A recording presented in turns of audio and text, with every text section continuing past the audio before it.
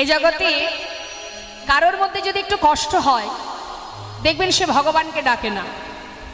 যদি একটু কেউ কষ্ট পায়, একটু দুঃখ পায়, সে ভগবানকে ডাকে না। কেন ডাকে না? তুমি কেন কষ্ট দিলে? কষ্ট দিয়েছো তুমি, তাই তোমায় ডাকবো না। কিন্তু রাধারানী এত কষ্ট পেয়েছেন বাদিনীর ঘরে থেকে, কোনোদিন গোবিন্দকে সে ভোলেনি। এরকম ভক্ত অনেক আছে বাবা। যেমন হরিদাস ঠাকুর শত শত চাবুকের আঘাত সহ্য করেছে, কিন্তু কখনো কৃষ্ণকে ভোলেনি। আরো কি বলেছে?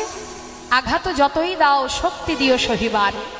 হে দয়াময়, তুমি আমায় যতই আঘাত দাও না কেন, আমাকে শক্তি দাও যেন আমি তোমায় ভুলে না যাই। এটা হলো ভক্তের লক্ষণ। ভক্ত জীবনে যত কষ্টই পা, সে কখনো গোবিন্দকে ছাড়া থাকতে পারে না। তার একটা প্রমাণ একটু বলি বাবা, শোনো। মহাভারতের কথা একটু বলি। মহাভারতে যখন ভগবান কৃষ্ণ হস্তিনাপুরে যখন গোবিন্দ ধর্মরাজ যুধিষ্ঠিরকে রাজা করলেন, রাজা করবার পর ভগবান কৃষ্ণ আমার রথের ওপরে বসে আছে, বসে কুন্তি পিসিমাকে ডাকছে, পিসিমা এদিকে এসো। কাছে ডেকে নিয়ে বলছে, পিসিমা জীবনে অনেক কষ্ট পেয়েছো, অনেক দুঃখ পেয়েছো, তোমার 5 সন্তানকে নিয়ে তুমি বনে বনে জীবন কাটিয়েছো। আজ তোমার ছেলে হস্তিনাপুরে রাজা, তুমি রাজমাতা হয়েছো। পিসিমা সমস্ত দুঃখের অবসান ঘটেছে তোমার, আজ তুমি রাজমাতা, তাই এবার আমাকে বিদায় দাও পিসিমা, আমি চলে যাই। হ্যাঁ,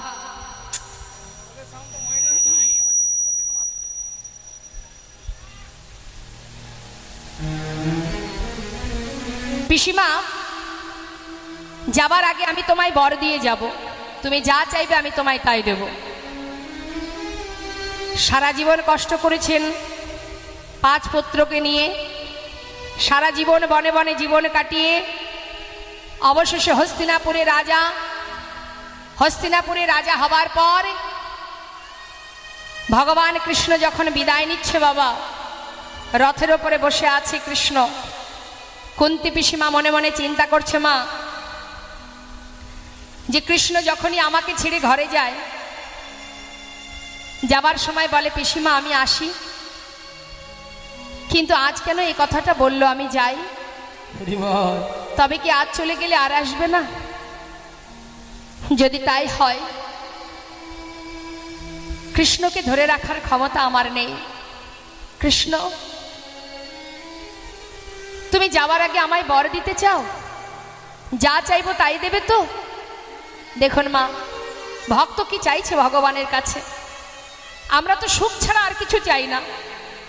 কিন্তু যে মানুষটা সারা জীবন কষ্ট পেল, অবশেষে একটুখানি সুখের নাগাল পেল, সেই সময় ভগবানের কাছে চেয়ে বসলো, কি চাইলো? কৃষ্ণ এতদিন আমার দুঃখ ছিল,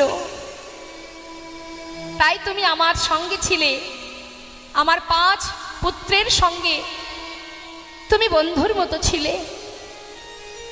আজ আমার ছেলে হস্তিনাপুরে রাজা, আমি রাজমাতা হয়েছি, তাই তোমাকে চিরতরে হারাতে হচ্ছে। তুমি আমাদের ছেড়ে চলে যেতে চাইছো, তবে যাও কৃষ্ণ, শুধু যাবার আগে এই বর দিয়ে যাও,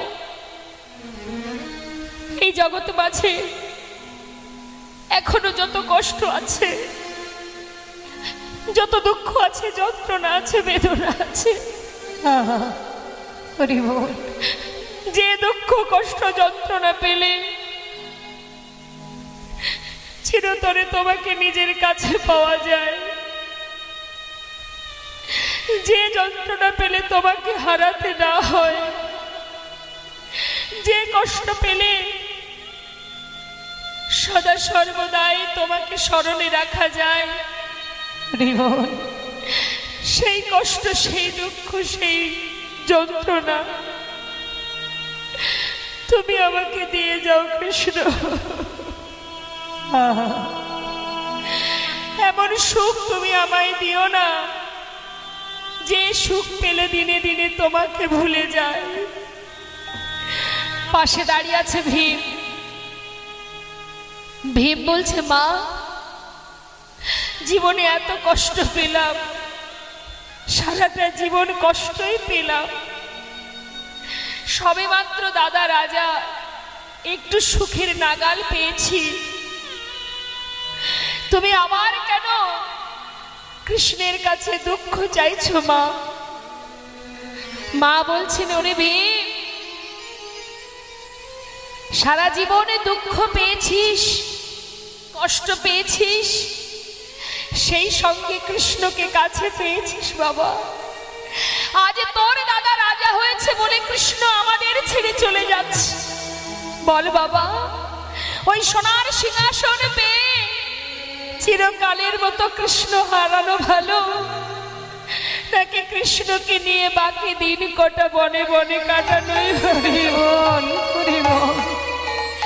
যুধিষ্ঠির, যে সিংহাসনে বসলে কৃষ্ণ হারা হতে হয়, সে সিংহাসন আমি চাই না।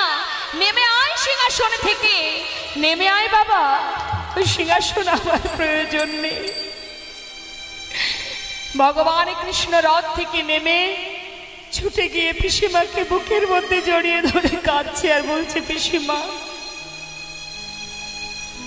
এত ভালোবাসো তুমি আমায়, আমার জন্য তুমি এই রাজ সিংহাসন পরিত্যাগ করতে চাও? পিসিমা, আমি তোমার ভালোবাসায় বাধা পড়ে গেছি। যখনই আমাকে স্মরণ করবে তুমি, আমি তোমার সামনে এসে ধরা দেব। এটা ভক্তের চাওয়া মা। ভক্ত কখনো কৃষ্ণ ছাড়া, গোবিন্দকে ছাড়া থাকতে পারে না। ভগবানও তেমন, ভগবানও যেমন ভক্ত ছাড়া থাকতে পারেন না, তেমন ভক্ত ভগবানকে ছাড়া থাকতে পারেন না। তবে তেমন ভক্ত হতে হবে। আমরা যে ভগবানের কাছে প্রার্থনা করি, আমরা যে তাকে ভালোবাসি, তার সেবা দিই, আমরা কি ভক্ত মনে হয়? না, ভক্ত হওয়া সহজ ব্যাপার নয়, অত সহজ কথা নয়। যারা যোগীমুনি ঋষি যুগ যুগ ধরে ধ্যান তপস্যা করছে, শুধুমাত্র গোবিন্দের চরণ পাবার জন্য বনে জঙ্গলে পড়ে আছে, তারা গোবিন্দের চরণ পাচ্ছে না। আর আমরা মায়ার জালে আবদ্ধ হয়ে মোহ মায়ার মধ্যে ডুবে থেকে দিনে একবার ভগবানকে দুটো নকুল দানা দিয়ে আমরা নিজেদেরকে ভক্ত মনে করি। হ্যাঁ, বেশিরভাগই তো ঘরে দেখেছি নকুল দানা সেবা হয়, অনেকের ঘরেই হয়, সবার ঘরে বলবো না, কিন্তু ভগবানের ভক্ত বলে আমরা গর্ববোধ করি, আমরা বড় ভক্ত, দিনে 5 বার সেবা দিচ্ছি, আমি বড় ভক্ত। অত সহজ নয়। যদি কখনো মনের মধ্যে তৈরি হয় যে আমি ভক্ত, তবেই কিন্তু অহংকার তৈরি হয়ে যাবে। এইটাই অহংকার যে আমি ভক্ত, এটা ভাবলেই বিপদ, তাহলে আর ভক্ত হওয়া যাবে না। মহাজন বললেন যে ভক্ত হবে তার স্বভাব হবে সর্বদাই দীনতা। ত্রিনাদপি শুনেছি এন তরুরিব সহিষ্ণু না অমানির মানদেন কীর্তনীয় সদাহ। পাণ্ডিত্য দিয়ে কখনো ভগবানকে পাওয়া যায় না। আপনার যদি শাস্ত্র জ্ঞান থাকে, আপনার অনেক বিদ্যা অধ্যয়ন করা আছে, অনেক শাস্ত্র অধ্যয়ন করা আছে, আপনি যদি মনে করেন আমি সব জানি অর্থাৎ আমি ভক্ত, তবেই ভুল হয়ে যাবে বাবা। পাণ্ডিত্য থাকলেই হবে না, তোমার মধ্যে যদি ভক্তি না থাকে। যদি তুমি ভগবান ভক্তের প্রাণ, তবে কেন দুঃখ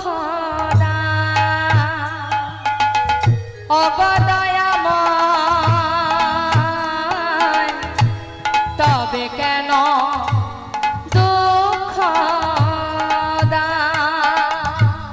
যদি তুমি ভগবান ভক্তের প্রাণ, তবে কেন দুঃখ ও দয়াময়, তবে কেন দুঃখ তুমি যে জীবন, তুমি যে মরণ,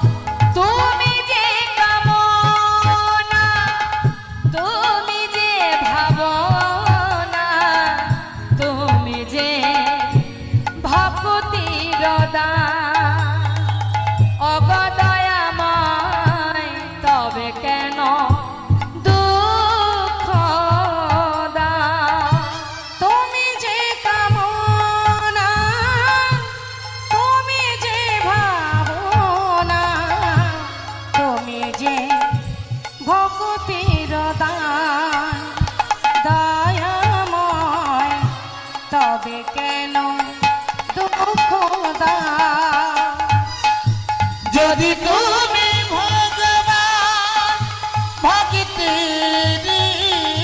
প্রাণ তবে কেন দুঃখ দাও ও গো কি পাময় তবে কেন দুঃখ দাও রাধে শ্যাম জানিতা জাগ বিপাকে পড়েছি নদিয়া নাগরী নয় শুধু জগতে সবাই বিপাকে পড়েছি আমরা কি দান চাইছেন ভগবান গৌরহরি চাইছেন হে জীব আমাকে দেহদান দেহদান দেহদান এই জগৎ মাঝে আমরা যা কিছু নিয়ে বেঁচে আছি বাবা সব কিছুর বিনিময়ে সরকারকে খাজনা দিতে হয় একবার চিন্তা করেছেন কখনো একবার কখনো ভেবে দেখেছেন অনুভব করেছেন জগতে যার জন্য মারামারি হানাহানি কাটাকাটি চলছে যার জন্য এই সাধের কৃষ্ণ ভজনের মানব দেহটা মাটি করছি আদৌ কি তারা আমার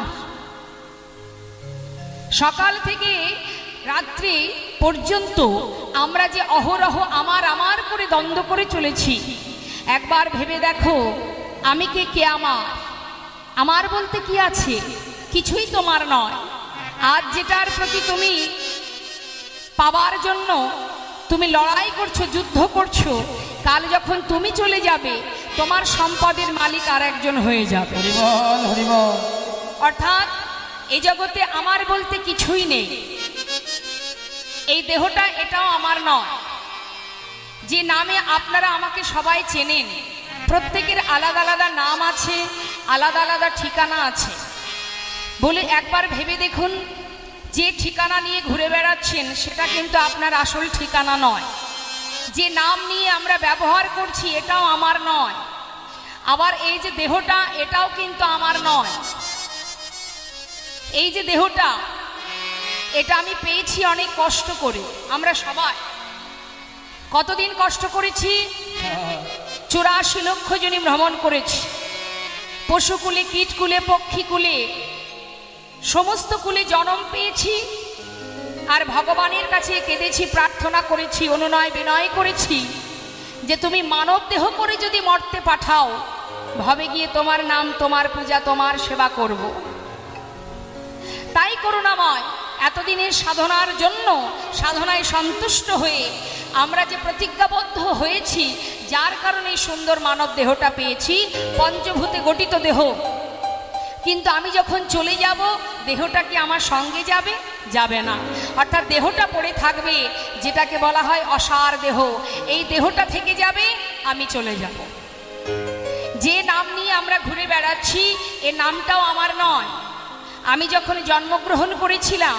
তখন আমার কোনো নাম ছিল না আমি জন্ম নেবার পর কেউ না কেউ আমাকে এই নামটা দিয়েছে সেটাই আমি ব্যবহার করছি যে জমিতে ফসল ফলাচ্ছি তার জন্য সরকারকে খাজনা দিতে হয় যে বাড়িতে বাস করি তার জন্য সরকারকে খাজনা দিতে হয় যে পথে চলি তার জন্য ট্যাক্স দিতে হয় তাহলে আমার বলতে কি আছে জগতে কিছুই নেই বাবা তাহলে আমার শাস্ত্রে মহাজন বললেন আমার বলতে জগতে একটা জিনিস আছে সেটাকে আমার শুধু আমার যার ভাগ কেউ নেবে না সেটা হলো একমাত্র গৌরহরির যুগলী চরণকে কেউ যদি নিজের ধন সম্পদ মনে করতে পারে ভগবানের চরণকে নিজের ধন সম্পদ মনে করো শ্রী গৌরাঙ্গের দুটি পদ যার ধন সম্পদ সে জানে ভকতি রস সার নিতায় গৌর হরি বল অর্থাৎ এই জগতের সম্পদ এই জগতের ধন এগুলো আমার নয় যেখান থেকে এসেছি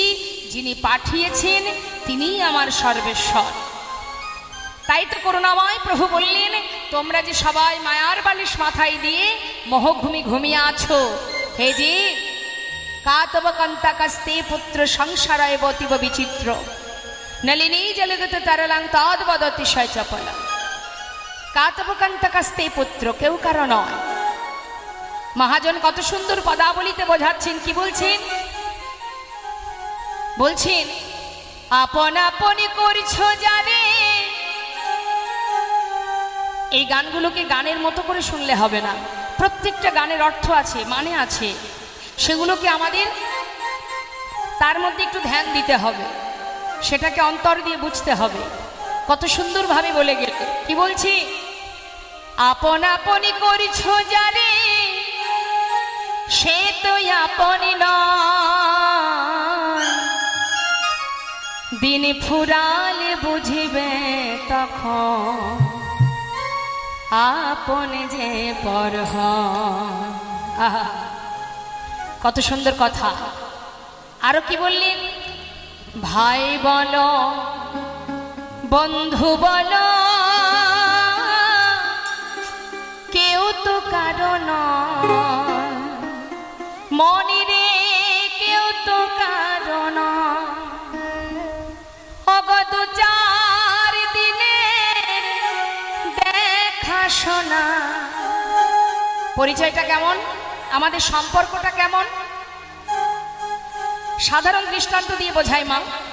আপনি রাস্তা দিয়ে চলছেন একা, সঙ্গে যদি একজন অচেনা ব্যক্তি আপনার সঙ্গে 5 ঘন্টা একই সাথে চলাচল করে, দেখবেন তার সঙ্গে আপনার একটা বন্ধুত্ব হয়। ঠিক তেমন সংসার জীবনটাও তাই। অগত 4 দিনের দেখা শোনা, ওই পথের পরিচয়, কেউ তো কারণ মনে রে, কেউ তো কারণ। নিতাই গৌর হরিবল হরিবল। মনরে কেউ তো কারণ, মনরে কেউ তো কারণ। তাই তো শাস্ত্রে বললেন, সময় করিয়া পথটি ধরিয়া যেবা চলে দ্রুত গতি, সময়ের শেষে অনায়াসে সে যেন চলে যায় আপন বাসতে। সপে দাও, নিজেকে সপে দাও। আহা, ভগবান বললেন কিছুই চাই না, ধন ঐশ্বর্য এই জগতে তোমার বলতে যা আছে কিছুই আমার প্রয়োজন নেই। শুধুমাত্র তোমার কাছে আমার একটাই চাওয়া, সেটা কি? দেহদান, দেহদান, দেহদান। অর্থাৎ এই দেহটা যেটা তোমরা চেয়েছো আমি তোমাদের দিয়েছি, সেটাই আমাকে দান করে দাও। কলিযুগে আর কিছু আছে দেওয়ার? কত সুন্দর চাইলেন, শুধুমাত্র দেহটা সঁপে দাও গৌর চরণে, আর কিছু দিতে হবে না, নিজেকে সঁপে দাও। এমন একটা ভক্তের কথা একটু বলি বাবা, নিজেকে সঁপে দিয়েছিলেন। শাস্ত্রে বললেন দান যদি করতে হয় ভগবানের চরণে দান করো। তাও কি দান করবে? নিজেকে দান করে দাও। দেখুন, এক ভক্তের কথা একটু বলি মা, যিনি হলেন বলি মহারাজ, যিনি দান করেছিলেন নিজেকে। হয়তো অনেকেই আপনারা জানেন এই বিষয়টা, তাও একটু ছোট করে বলি। বলি মহারাজ যজ্ঞ করেছিলেন মা, দানব্রত যজ্ঞ, এবং সেই যজ্ঞে তিনি প্রতিজ্ঞা করেছিলেন যে আমার কাছে যে যা চাইবে, আমার ভাণ্ডারে যত সময় থাকবে আমি দান করব। বেশ ভালো কথা। সেই যজ্ঞে পৌরোহিত্য করছেন তারই গুরুদেব দৈত্যগুরু শুক্রাচার্য। এখন যজ্ঞ সম্পূর্ণ হবার পর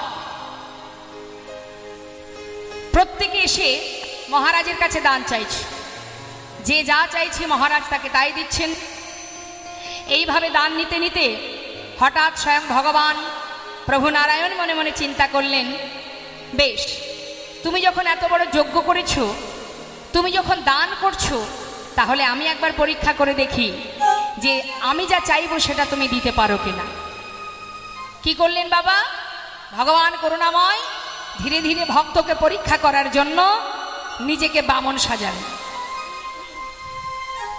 নিজেকে বামন সাজিয়ে মাথায় একটি ছাতা নিয়ে, হাতে একটা লাঠি নিয়ে বামন সেজে গুটি গুটি পায়ে যাচ্ছে। এখন যখন ভগবান আসছেন গুটি গুটি পায়ে, ঠিক সেই সময় দূর থেকে বলি মহারাজের গুরুদেব শুক্রাচার্য তিনি কিন্তু ভগবানকে দেখে চিনতে পেরেছেন। কেন পারলেন? না তার অষ্টসিদ্ধি জানা আছে? অষ্টসিদ্ধি জানা আছে। তিনি কোনো ব্যক্তি যদি ছদ্মবেশে আসে, তিনি দেখেই বলতে পারতেন আসলে ব্যক্তিটাকে, এর আসল স্বরূপটা কি। আবার কোনো ব্যক্তি যদি ছলনা করে আসে, তিনি জানতে পারতেন। আবার নিজেকে প্রয়োজনে একটা কীট তৈরি করতে পারতেন, কখনো আবার বিশাল আকার ধারণ করাতে পারতেন নিজের দেহটাকে।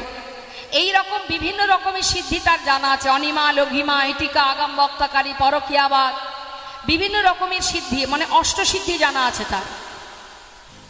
এখন দূর থেকে ভগবানকে দেখে যখনই তিনি চিনতে পারলেন, সঙ্গে সঙ্গে বলি মহারাজ যেহেতু প্রভুকে ভালোবাসেন, সেই জন্য বলির কাছে কথাটাকে গোপন করে দিয়ে ধীরে ধীরে তার সামনে গিয়ে দাঁড়িয়ে বলছে, বলি বলি বলুন গুরুদেব। শোনো বলি, তোমায় একটা কথা বলি।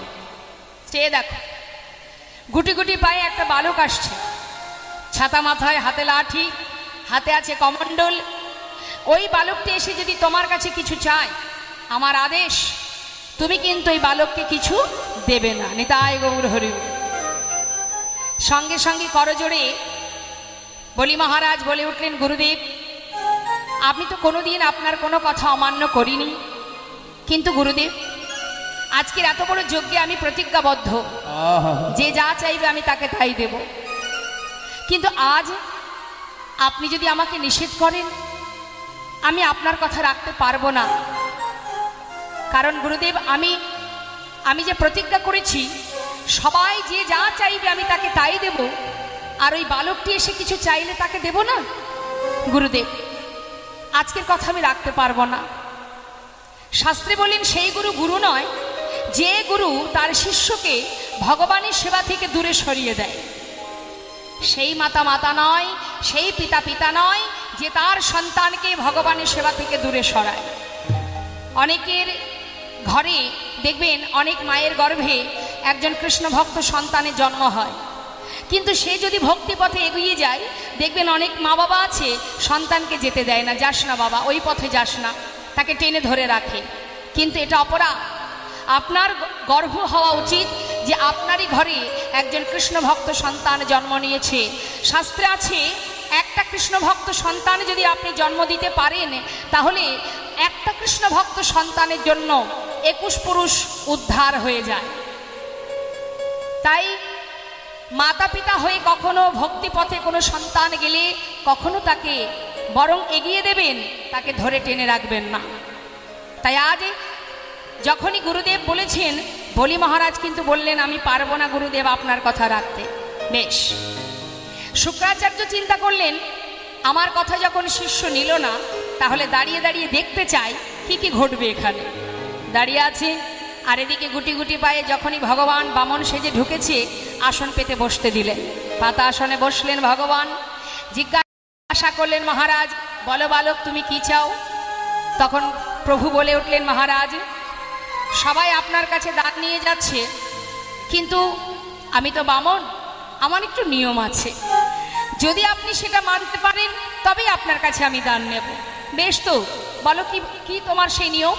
মহারাজ, এই দেখুন, আমার হাতে একটা কমণ্ডল আছে, এর মধ্যে গঙ্গার জলও আছে। এই জল হাতে করে নিয়ে আপনাকে 3 সত্য অঙ্গীকার করতে হবে। আমি যা চাইবো আপনি সেটা দেবেন। যদি আপনি অঙ্গীকার করেন, তবেই আমি দান চাইতে পারি। বলি মহারাজ বললেন, অতি উত্তম কথা। হাত বাড়িয়েছে, দাও গঙ্গার জল।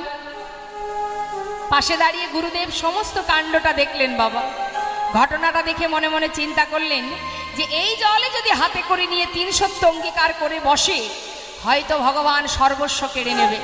তাই তিনি কি করলেন, শিষ্যকে বাঁচানোর জন্য তিনি তাড়াতাড়ি করে নিজের দেহটাকে একটা কীট তৈরি করলেন। মা, কীট তৈরি করে ভগবানের হাতে যে কমণ্ডল, ওই কমণ্ডলের নলের মুখে বাধা সৃষ্টি করলেন, যাতে জলটা কোনো রকমে বলির হাতে না পড়ে।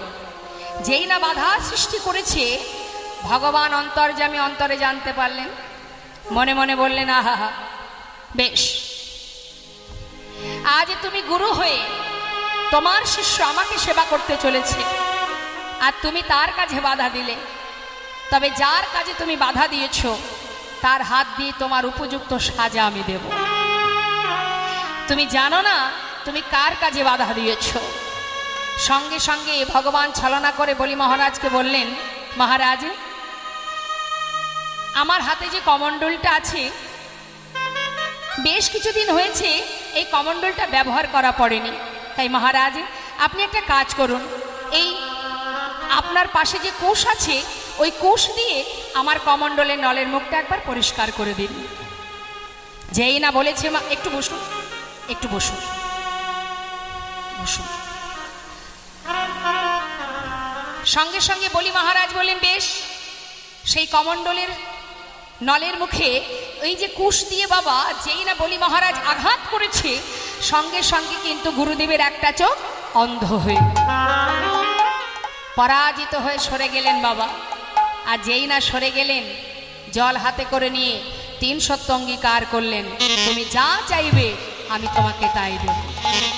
তুমি যদি তোমার তৃতীয় চরণটা বাহির করে দেখাতে পারো, সাধারণত মানুষের 2টো চরণ হয়, কিন্তু তোমার তৃতীয় চরণটা যদি আমি দেখতে পাই আমি তোমাকে ত্রিপাদ ভূমি দেব। দেখাও তোমার তৃতীয় চরণটি কোথায়। ভগবান সঙ্গে সঙ্গে নাভি কমল থেকে একটা চরণ বাহির করলেন। আর যেই না বাহির করেছে আর কি চিনতে ভুল হয় বাবা, সিংহাসন পরিত্যাগ করে ছুটতে ছুটতে এসে প্রভুর চরণটা জড়িয়ে ধরলেন।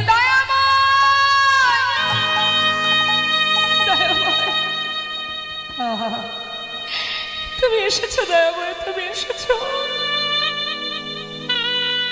আজ আমি ধন্য হয়ে গেলাম।